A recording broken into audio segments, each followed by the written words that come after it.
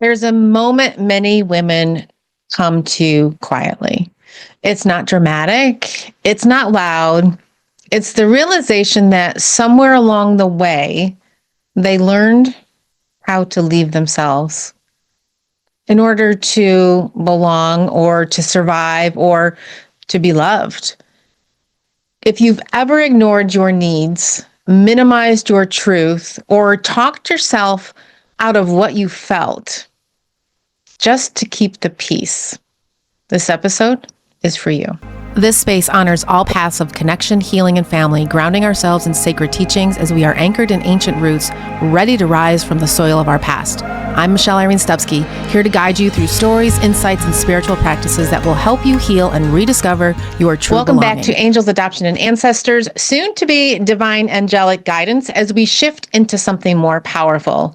This is the podcast without the fluff that gets to the point so you can go on with your day in a better way. Hi, my name is Irene Stupski. I am a certified spiritual life coach, an author, and oracle card creator, and this is a space for connection, support, and belonging. Place to feel at home with the angels who have always walked beside us, with family and relationships in all its many forms, especially the feeling of disconnection, and with the part of you that's ready to stop disappearing and come home to your sacred soul self. If this conversation resonates with you, take a moment, please, to follow the show. And if someone comes to mind, like, so-and-so could really hear this today or really needs this to feel supported, share this episode with them. That's how these conversations reach the people who need them most. Let's talk about what changes when you stop abandoning yourself. I know that sounds a little harsh, but sometimes we don't even realize that we're doing it. The feeling of not fitting in isn't about being excluded by others. It's the quiet loneliness that can show up even when you're surrounded by people. You can be at a dinner table, in a group chat, in a full house, and still feel alone. Not because no one is there, but because you aren't fully there. Ooh, been there. Because you're filtering yourself, softening your truth, holding back what you really think or feel. That kind of loneliness isn't about isolation. It's about disconnection from your soul self. It's the ache of being surrounded and still being unseen. You can laugh in the room. You can contribute to the conversation. You can play your role perfectly and still walk away thinking, why do I feel so alone? That loneliness often isn't about who's around you. It's about how much of yourself you left outside of the room before you walked in. Sometimes feeling like you don't belong isn't about others at all. Sometimes it is. Sometimes it's not. But it's about the distance between who you are and who you're allowing yourself to be. You can be deeply loved and still feel disconnected. You can be included and still feel invisible. And that feeling often isn't exile. It's the soul quietly asking to be invited back in. Self-abandonment doesn't usually look like neglect.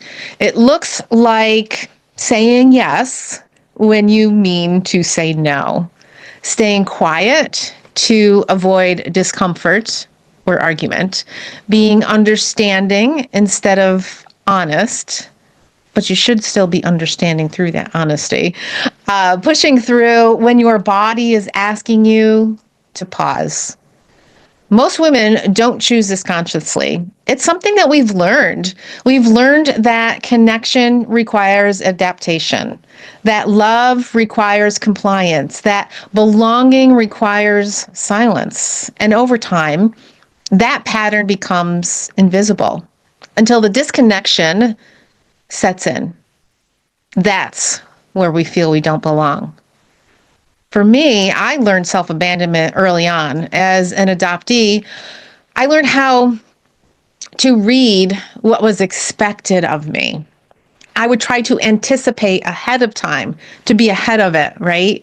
How to be agreeable, how to be grateful. Those skills kept me safe, and I even carried them into adulthood and my marriage. But they also taught me how to override my inner voice. I became very good at sensing others' energies and very disconnected from myself. And for a long time, I thought that was maturity, that this was kindness and this was strength, confidence, standing in my power, until I realized how tired I was. Not tired from doing too much, but tired from not being fully present with myself. And here is what I have learned through the years, not from the textbooks, even though I've studied for over 10 years now, and not from the gurus that I worked with, but from consciously living and practicing. It's something that changes everything. Healing isn't about becoming more self-focused, more disciplined, more rituals, more nature walks, more certifications or seminars. It's about becoming self-connected. And when you stop abandoning yourself, you don't suddenly lose compassion for others. You gain discernment. You stop neglecting your truth. You start listening to your body, to your heart, your soul. You begin trusting your inner knowing again. And yes, this can feel uncomfortable at first, because the moment you stop abandoning yourself, some dynamics have to change. Something has to shift. And not everyone benefits from your return. And that's okay. But you will. This is where my angel team and your angel team can be your constant companion. They're going to show up not in dramatic ways, not with commands or rules, but with steadiness. And when you start listening inward, you become more of the truth of who you've always been. You begin honoring your truth instead of overriding it, pushing it to the side, pushing it down. Your angels will not rush you. They'll anchor you. They offer you reassurance when guilt will resurface. They'll give you comfort when fear arises, presence when you question yourself. Angels don't pull you away from love. They remind you that you are a child of God, and that is pure love. That's your light. They guide you back to it. If self-abandonment has been part of your story, I'm here with you. And maybe you didn't even realize that that's what was happening as we place blame on situations and other people. So I want to offer you one gentle question. Where in your life are you asking yourself to leave instead of allowing yourself to stay? Notice what comes up. Returning to yourself isn't selfish, it's stabilizing. Where in your life are you asking yourself to leave instead of allowing yourself to stay? Walk with this question and see where you can step back into your spaces and see what flourishes from this revelation. I so appreciate you being here and listening, tuning in every 2 weeks. If this episode has stirred something tender, let that tenderness be honored. You don't need to overhaul your life. You don't need to confront everything at once. Stopping self-abandonment begins with noticing and choosing presence one moment at a time.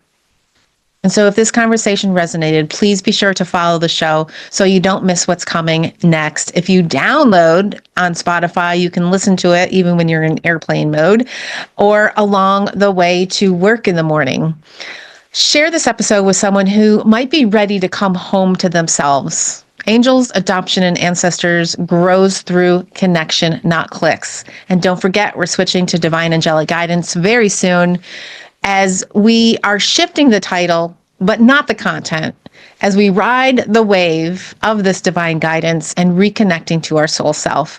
Again, I am so grateful that you're a part of this circle. So until next time, You don't have to leave yourself to belong because you already do.